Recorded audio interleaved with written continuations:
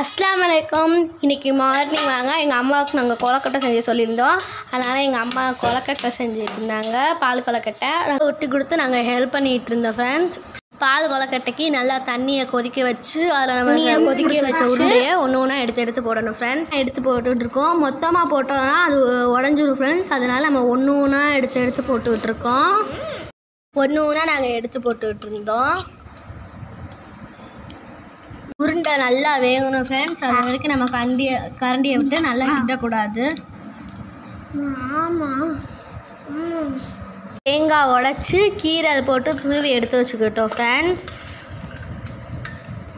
1/4 spoon salt போட்டு நல்லா அதை கிளறி விடணும் ஃப்ரெண்ட்ஸ். நல்லா லாஸ்ட் வரைக்கும் நல்லா கிளறி விடுங்க. இந்த ஏலக்காவை தட்டி போடுங்க, நம்ம வாசனை நல்லாயிருக்கும். இனிப்பு சுவைக்காண்டி நம்ம நாட்டு சக்கரை கொஞ்சோண்டு சேர்த்துக்கிறோம். நீங்கள் தேவைன்னா நீங்கள் சுகர் கூட சேர்த்துக்கலாம். நாட்டு சக்கரை போட்டுட்டு நல்லா அதை கிளறி விட்டுக்கோங்களா. லாஸ்ட்டில் வரைக்கும் நல்லா நம்ம கிளறி விட்டுக்கலாம். வாசனைக்காண்டி 2 ஏலக்காவை தட்டி நம்ம போட்டுக்கலாம். ஏலக்காய் ஸ்மெல் பிடிக்காதவங்க நீங்கள் ஏலக்காய் சேர்க்காமல் இருந்துக்கலாம். இது ஒரு ஆப்ஷன் தான். நல்லா கிளறி விட்டுக்கலாம். நல்லா லாஸ்ட் வரைக்கும் கிளறி விட்டுக்கலாம்.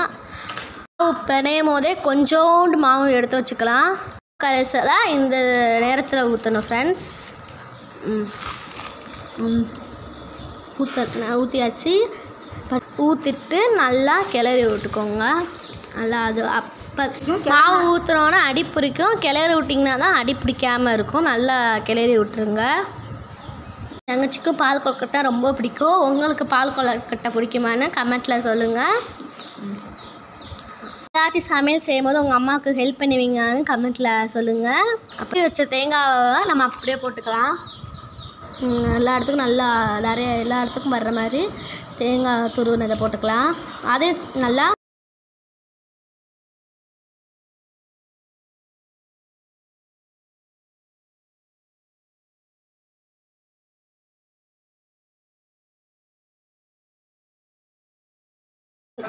நெய் 1 ஸ்பூன் விட்டு நல்லா நெய் நம்ம 1 ஸ்பூன் விட்டு நல்லா அதே எல்லா பக்கமும் இது பண்ணுற மாதிரி நம்ம கிளறி விட்டுக்கலாம்.